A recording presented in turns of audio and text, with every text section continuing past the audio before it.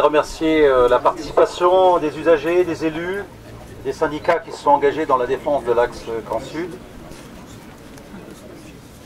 Donc aujourd'hui, nous avons tenu à faire une conférence de presse parce que c'est une journée importante quand on sait ce qui est en train de se passer sur cet axe. Donc voilà, sur l'axe Caen-Argentan-Lançon-Le-Mantour, une liaison ferroviaire transversale menacée. Monsieur Morin, président de la région de Normandie, et la direction SNCF envisagent de supprimer 12 trains qui vont pénaliser les usagers du quotidien. Si cette hypothèse devenait réalité, ce serait un coup fatal porté à l'avenir de la ligne. C'est la deuxième fois que des politiques et la SNCF profitent de l'été pour remettre en cause la pérennité de cet axe. Les trains retardés ou créés vont générer des difficultés pour tous les usagers. Les salariés, les scolaires et les étudiants ne pourront plus se rendre sur leur lieu de travail ou d'études, sinon ce sera dans de mauvaises conditions. C'est la fin de nombreuses correspondances. C'est une politique contraire au développement et à l'attractivité des territoires. Le bilan, moins 2800 km de train et plus 2400 km de bus directs. C'est tourner carrément le dos aux enjeux climatiques et environnementaux avec la mise en place de 2400 km de bus et de nombreux usagers contraints de prendre leur voiture. Financer la création de trains sur Paris-Deauville, soit 9 allers-retours supplémentaires le week-end, par des suppressions de trains en semaine sur Caen-Le-Mantour, traduit le mépris et l'arrogance politique de ceux qui dirigent la région de Normandie en favorisant une clientèle de luxe au détriment de ceux qui ont besoin du train pour aller travailler ou étudier. À l'opposé de ces choix, nous réaffirmons les principes d'un service public de qualité et les missions qu'il doit remplir. C'est ce qui a motivé le travail du collectif et de sa commission à élaborer un ensemble de propositions qui s'articulent autour de plusieurs principes. Rendre le train accessible à tous sur toutes les régions. Permettre les déplacements de tous les usagers du quotidien, salariés, professionnels, étudiants et scolaires en fonction de leurs besoins. Permettre des relations entre les lignes du Sud Normandie vers le reste de la Normandie. Assurer également pour tous l'accès au réseau TGV, notamment à la plateforme du Mans pour accéder aux destinations en France et en Europe. Et dernier point, répondre aux enjeux climatiques par la diminution des gaz à effet de serre. Le projet qui a été construit permet de se rendre du Mans à Rouen, dans les deux sens tous les jours de la semaine, de Cherbourg au Mans, mais également de Granville, Vire ou Flers au Mans, etc. Il permet de faciliter l'accès au réseau TGV, notamment au Mans, avec toutes les destinations en France et en Europe, et à Tours vers Bordeaux, et au-delà le matin, permet de rentrer le soir en provenance de Lyon, Marseille, etc. Il autorise des déplacements aller-retour sur toute la journée. L'ensemble des propositions a été ainsi motivé par la nécessité du désenclavement des territoires et par la volonté de renforcer leur attractivité. Un élément important pour le collectif est de placer le ferroviaire au cœur des déplacements par la prise en compte des enjeux climatiques qui doivent aller au-delà des déclarations de principe. Nous proposons de les rendre efficientes et faire diminuer ainsi la part des gaz à effet de serre qui s'élève toujours à 31% des émissions totales pour les transports, pourcentage qui se situe toujours au-delà des objectifs fixés par la COP21. Les rapports émis par le GIEC et par la Commission sur le climat dénoncent le manque d'ambition du gouvernement en matière de politique des transports pour inverser la tendance en matière de gaz à effet de serre.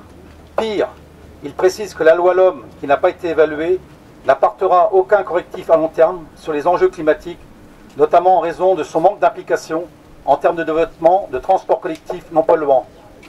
Le dernier rapport est celui des médecins pneumologues qui alertent sur la montée croissante chez les enfants et les personnes âgées de pathologies sérieuses liées à l'augmentation de la pollution.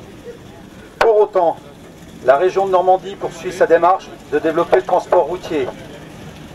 Malgré l'échec patent de la mise en place de cars à la place des trains pour le Camp-Rennes, la région veut attendre 3 ans pour évaluer, entre guillemets, le peu de fréquentation actuelle, avant de prendre une décision. Toutes les études prouvent qu'à chaque fois que l'on met un train sur la route, la fréquentation est divisée par 5 voire 6. Pourquoi attendre si longtemps, si ce n'est pour rendre irréversible le retour au train et abandonner la desserte? Les exemples par ailleurs ne manquent pas. Or, cette stratégie semble devoir s'étendre sur d'autres axes comme sur le Cantour. Pour le collectif, amener le plus grand nombre au train en organisant des transports publics qui mettent le ferroviaire au cœur des déplacements, est plus que jamais urgent. Il ne saurait donc se satisfaire du remplacement des trains par les cars. N'oublions pas que cette ligne a été longtemps considérée comme un axe stratégique pour le contournement ouest de Paris pour le fret et que son électrification permettrait une optimisation des investissements qui seraient réalisés.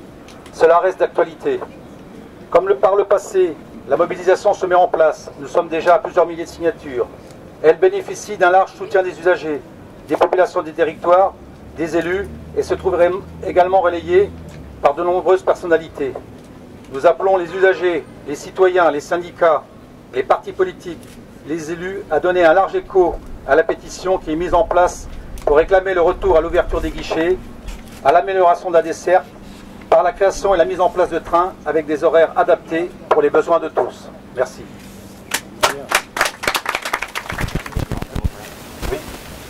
Bonjour à toutes et à tous. Alors Didier Lerest, aujourd'hui président de la Convergence Nationale Rail et puis dans une autre vie secrétaire général de la Fédération CGT des cheminots. Donc c'est dire que nous sommes sensibles à ce genre de situation. On peut se féliciter de cette initiative d'ailleurs qui ponctue un long processus de mobilisation mettant au cœur la défense, le développement, la promotion du service public ferroviaire. Et moi je tiens au nom de la Convergence Nationale Rail à féliciter l'ensemble des collectifs, des comités qui ont élaboré des contre-propositions de qualité pour démontrer, et j'y reviendrai, aux décideurs politiques que l'avenir du train, c'est pas la route. L'avenir du train, c'est effectivement le train, c'est le développement des trafics voyageurs et de marchandises par rail. Et c'est dire que ces initiatives aujourd'hui, cette initiative, c'est d'une certaine façon la traduction de ce qu'on dit depuis des années, c'est-à-dire que le service public ferroviaire, la SNCF, pour faire court, appartient à la nation, et donc c'est bien à ce niveau-là qu'il faut mettre à la fois le débat et l'intervention des citoyens usagers. Alors, on peut se poser quand même des questions, parce qu'il y a quand même des contradictions énormes aujourd'hui que nous sommes opposés dans cette société. On parle maintenant depuis longtemps de la lutte contre le réchauffement climatique. Nous avons des grèves, notamment initiées par la jeunesse. Nous avons des marches pour le climat. Tout le monde aujourd'hui dit qu'il faut absolument réduire les émissions de gaz à effet de serre. Il faut privilégier les modes alternatifs à la route, à savoir le rail et le fluvial.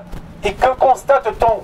On constate des actes politiques complètement contraires. On est en train de dépecer un outil public qui s'appelle la SNCF, qui devrait être donc l'élément constitutif de la mise en œuvre de politiques de développement durable.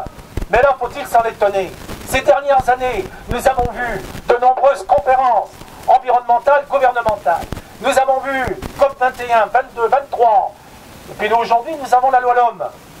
Mais on ne parle jamais des transports collectifs. On ne parle surtout pas du rail. Alors bien naturellement, dans la loi LOM, il y a des choses intéressantes. On parle des trottinettes, on parle des taxis volants, on parle des vélos électriques. Tout ça, c'est bien. On parle des applications numériques. Mais c'est pas ça qui va, de façon considérable et significative, réduire les émissions de gaz à effet de serre. C'est effectivement le report modal, c'est-à-dire de transférer les voyageurs sur le rail et surtout les marchandises. Alors donc les actes qui sont posés, qui sont contraires, regardons aujourd'hui qu'on s'apprête à supprimer le dernier train de primeurs et de légumes entre Rungis et Perpignan. Mais ce n'est pas tout. Alors c'est vrai que ça serait mettre 25 000 camions de plus sur les routes. Et donc, à la fin de l'année, la SNCF s'apprête à supprimer le service autotrain. C'est un service important en matière d'outils contre le réchauffement climatique et pour désengorger les routes, puisque l'usager voyageur peut mettre son automobile sur les porte-autos et puis donc faire voyager son automobile, sa voiture par train. Donc demain, ça sera par camion ou par des chauffeurs particuliers. Donc c'est tout ça qu'il faut poser en termes clairs. Alors, moi, j'ai milité de tout temps pour effectivement créer les conditions d'un large rassemblement de ceux qui partagent une conception progressiste du service public, et on ne fait la fine bouche sur aucun des soutiens. Mais le soutien, c'est bien, mais ce n'est pas suffisant. Il faut aller plus loin. Il faut aller plus loin dans des actes concrets. Alors c'est bien, on s'en félicite. Il y a des collectivités, des municipalités, des conseils départementaux et d'autres, qui effectivement adoptent des vœux, des délibérations et tout ça, mais chacun dans sa sphère particulière investi de mandats de délégation, il faut aller plus loin pour effectivement contraindre les décideurs politiques de mettre en adéquation les actes avec les déclarations. Parce qu'autrement, on ne s'entend plus. Parce que moi, je vous le dis, souvent ce qui nous est rétorqué, et notamment l'an passé, dans le long conflit des cheminots, où nous étions à leur côté, c'est que le chemin de fer, ça coûte cher. Oui, mais ça coûte cher, mais on parle de quoi? On parle de rentabilité financière, et on ne parle pas d'efficacité socio-économique, parce que la route, c'est quand même...